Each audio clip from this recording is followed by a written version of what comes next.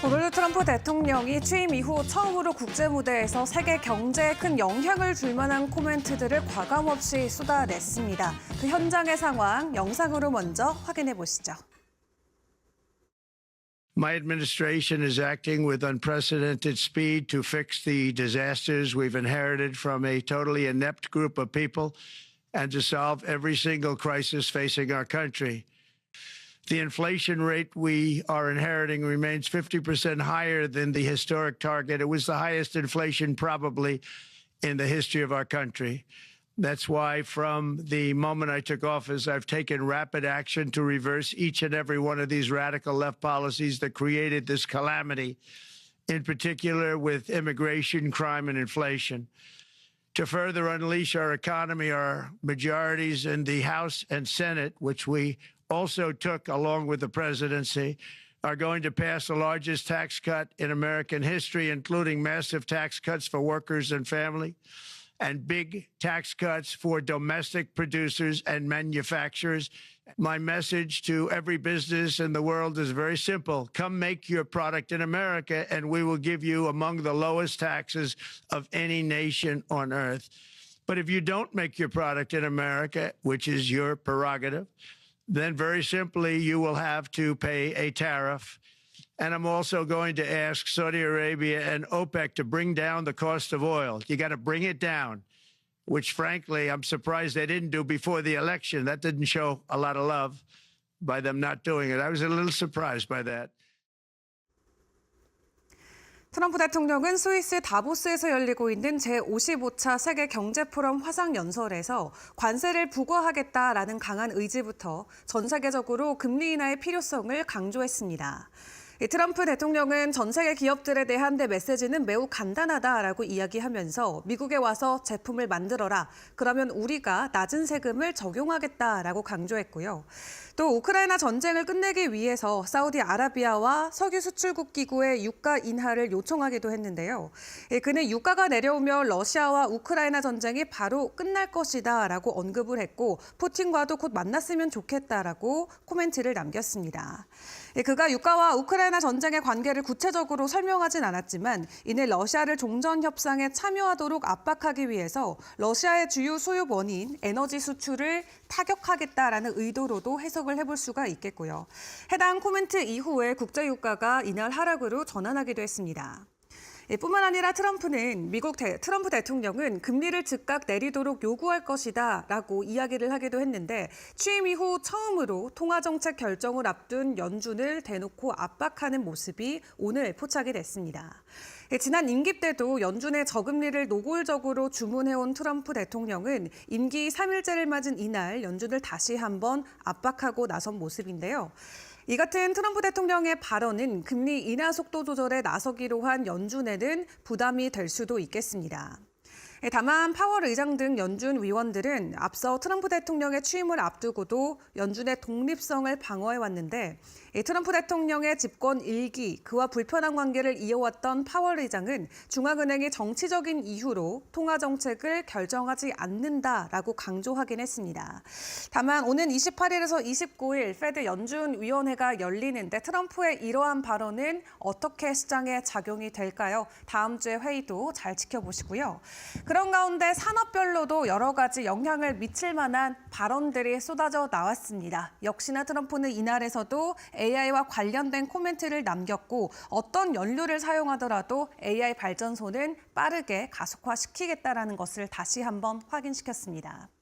이미 AI와 관련해서 여러 가지 발언들을 빠르게 내놓고 있었던 트럼프 대통령인데 이번엔 다시 한번 비상사태 선포를 통해서 인공지능을 위한 발전소 건설을 빠르게 승인할 것이다라고 재차 강조했습니다. 트럼프 대통령은 석탄을 대체물로 사용하는 것을 포함해서 AI를 위한 발전소는 어떤 연료도 사용할 수 있다라고 설명을 했는데요. 이 AI 시대가 본격적으로 개막하면서 앞으로 수년간 AI 데이터 센터의 전력 소비는 급증할 것으로 전망되고 있는 가운데 트럼프 대통령도 AI가 우리가 원하는 만큼 커지려면 미국에 있는 에너지의 2배가 필요하다라고 지적하기도 했습니다. 트럼프 대통령은 임기 초부터 이렇게 대대적인 AI 관련된 발언들과 투자 계획을 밝히고 있는데 앞서서는 오픈 AI와 소프트뱅크 그리고 오라클이 참여하는 5천억 달러 규모의 AI 인프라 프로젝트 스타게이트를 발표하기도 했었죠.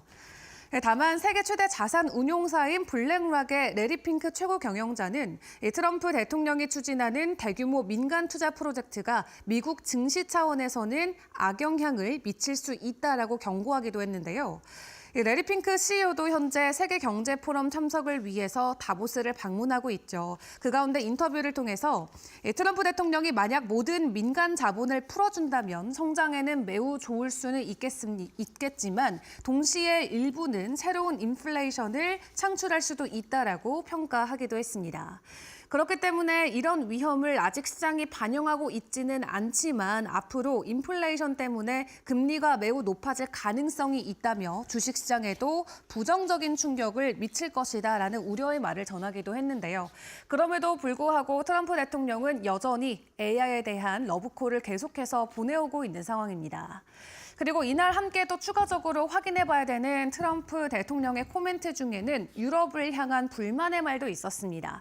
유럽이 계속해서 이 미국의 빅테크 기업들에게 규제의 칼날을 내밀고 있는데 그런 것을 놓고 이것은 또 다른 차원의 관세다라고 이야기를 하면서 추가적으로 오히려 조치에 취할 수도 있다라는 경고의 말을 날리기도 했는데요.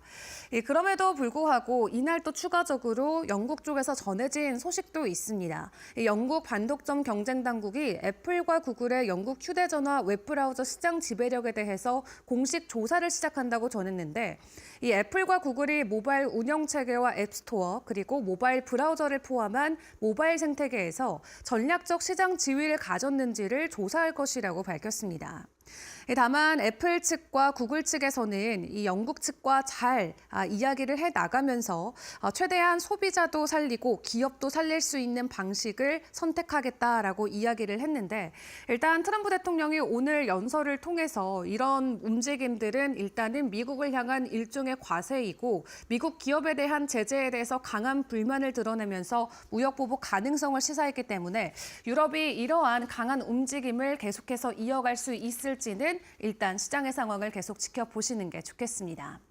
자, 그런 가운데 미국 안에서의 보조금 폐지 소식과 관세 검토 소식도 간밤 전해지기도 했는데 월가에서는 어떻게 보면 인플레이션보다는 국가적인 차원에서의 안보가 더 중요하기 때문에 안보 차원에서 도움이 된다면 그 또한 환영할 수 있다라는 의사를 밝힌 것으로 확인이 됐습니다.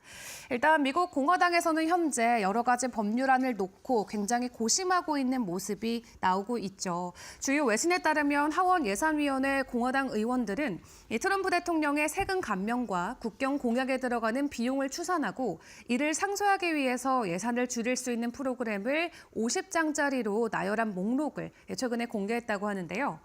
공화당은 트럼프 대통령의 공약을 입법으로 이행하는 과정에서 정부 지출을 확대하지 않으려고 하는 상황인데 공화당 같은 경우는 현재 매우 근소한 차이로 하원 다수당 지위를 확보하고 있기 때문에 이 재정 건정성 악화를 우려하는 자당 의원 일부가 이탈할 경우 자체적인 법안 처리가 어려워져서 중간에 조율하는 게 현재 굉장히 중요한 상황입니다. 그리고 또 인기가 있는 프로그램을 마냥 삭감할 수도 없기 때문에 공화당 하원 의원들은 다양한 선택지의 조합을 논의하고 있는 것으로 보여지는데요.